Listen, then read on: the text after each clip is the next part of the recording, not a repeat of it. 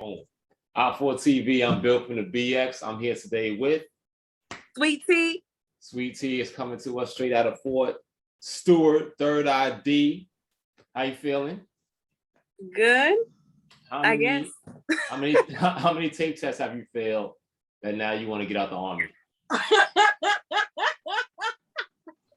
What's going on? This year or 11 years period?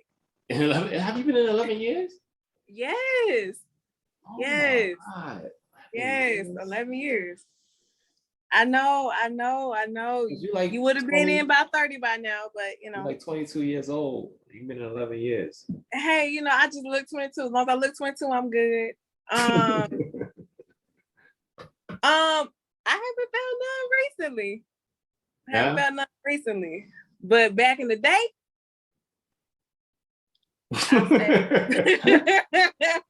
I say 2016, 2015. Struggling. Yeah. I was like, I can't pull in no title. I can't swim. I can't do that. Yeah. So tell us about that. So getting away from having to get tape or failing tape, what are some of the methods that you use? Healthier eating, more cardio? I do a lot of strength training. I'm not talking about throwing up the gym. I'm talking about like squeezing, really actively trying to activate my muscles, do a lot of that. I do run. I run about 4 miles a day. That's a lot. I know. Yeah, but I do what I do. Yeah. And I eat very clean. I used to eat out a lot. And even when I go on dates, that's kind of... You at Third ID. When I go on dates... Hinesville got them restaurants. I know. I don't go to them. Hinesville got probably some of the most Waffle Houses per capita. And I drive right past them. Okay. I drive right past them. Like one of my homegirls today, she was like, let's go get brunch. And I was like, no. Brunch? On a work day? Well, I mean, it was gonna be today. She was trying to plan because I'm busy. Oh. But no, like I have to really consciously eat clean. And I had to take my food to work and everything. And I really like tried to eat clean. Like cheat meals, not really a thing, but every now and then I might indulge. But no, we cook everything here. So okay. Because if you don't plan, you plan to fail, basically. Yeah. I pack my lunch every day. Cheetah lunchbox, let's go. Cheetah lunchbox. Yes. I gotta say pause your lunchbox. That's inappropriate. All right, so what the Army got you doing nowadays? What position do you hold? I am now a maintenance control officer for an infantry battalion. Ooh. Yes. And you're having a lot of fun. No. Oh, okay. so like keeping it a stack, I was finance before, so now I'm a quartermaster officer. And so maintenance is not really a strong suit of mine. So I got to learn everything like from scratch. I got to learn the system, how things work, and a lot of things that I'm in charge of keeping the maintenance of, I never even seen before. Wow. So fun, debatable, challenging, of course. Of course. Yeah, I wouldn't say fun. Soldiers make it fun. That's the best part, but okay. It's ghetto. It's ghetto. Well, an infantry battalion in Third ID, I can see how that could be definitely ghetto. But you said you came from finance, so you went green to gold. Tell us about how that process was, because I'm sure there's probably someone right now enlisted and thinking of a better way.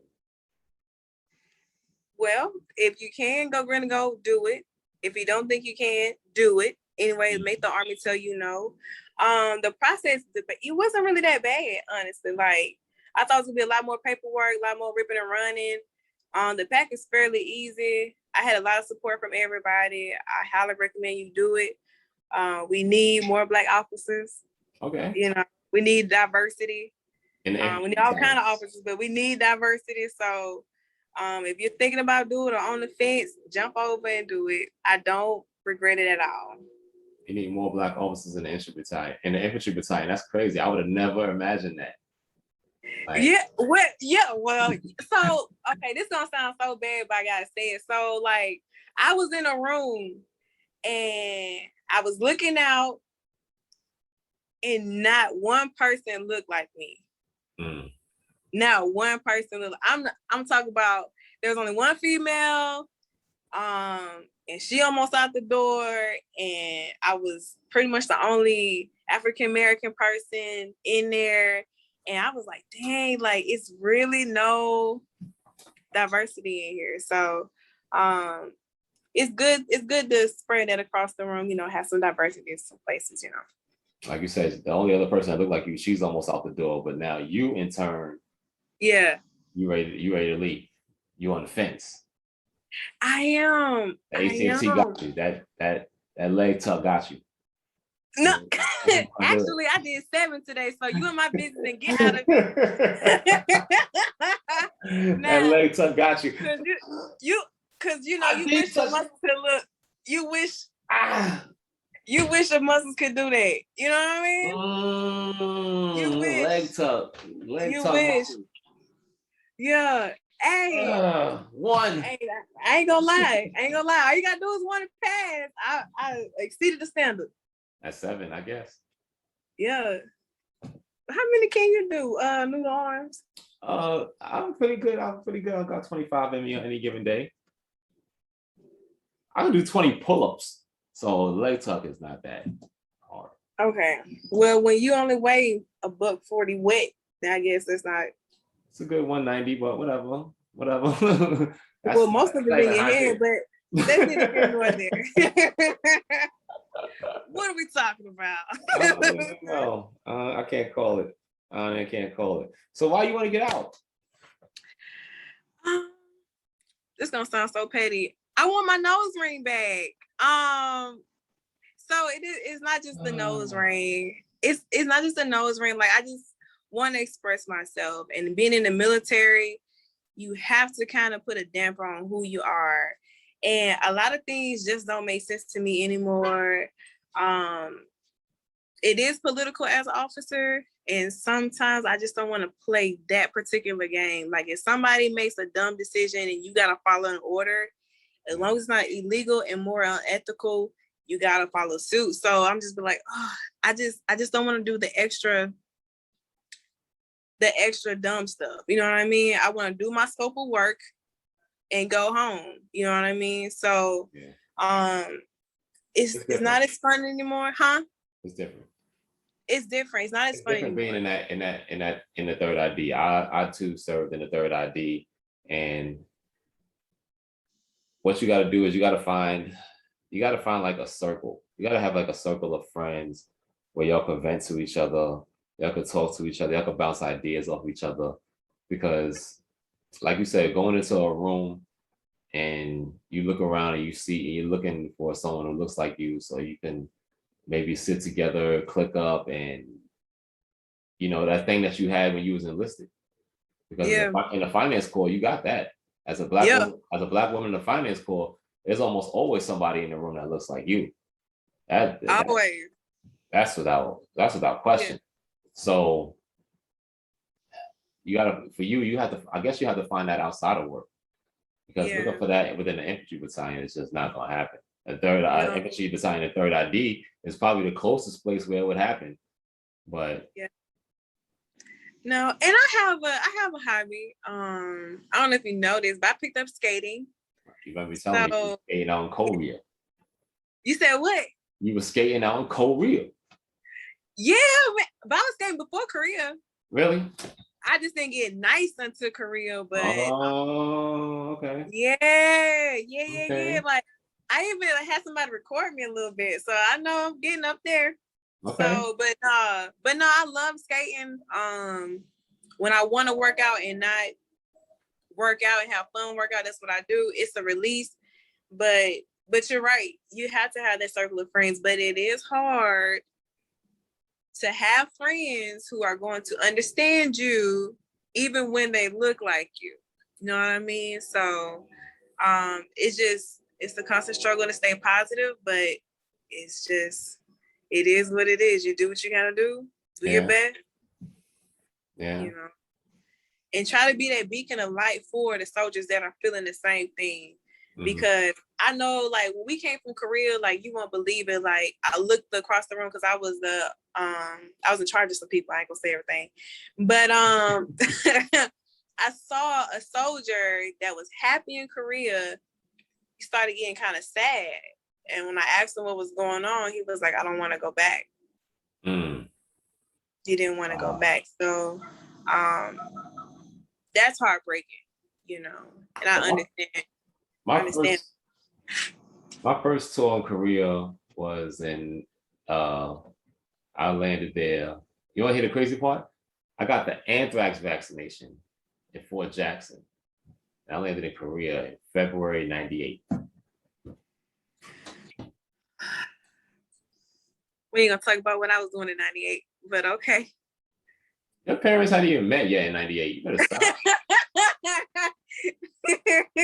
They did. They did. 98, your daddy was a virgin. You better chill. You better chill. 98. What was I doing? I was in kindergarten, first grade. One of them. One of them. Out there in the SIP in kindergarten. Yeah, thugging. Thugging. And I think our fast ass was singing it's 7 o'clock on the. I definitely remember singing that when I was supposed to. I'm in the drop top, cruising the street. Y'all know what y'all singing about? Yeah, a car ride.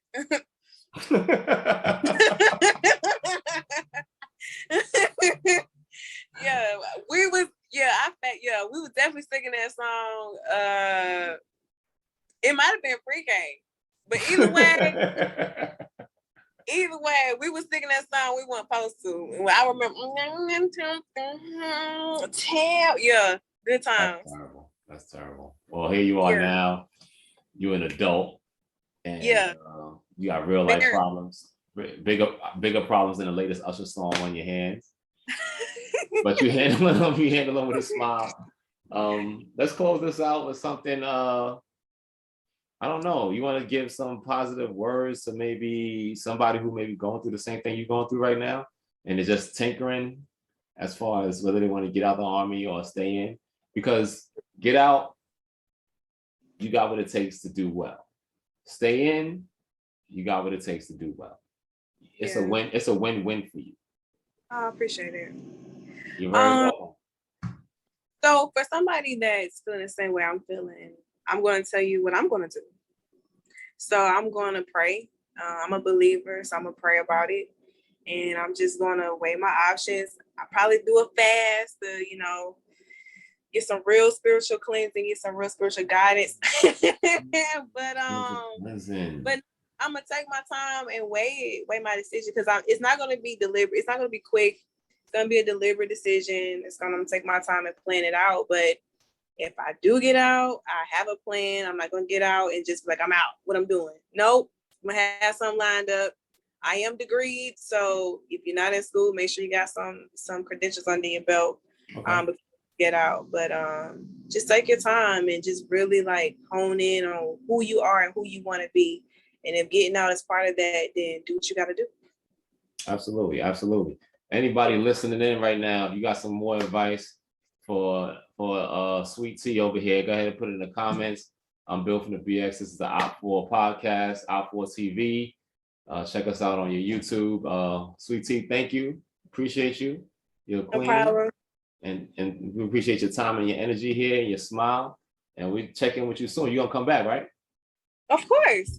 Bet that. Op4 TV, we out.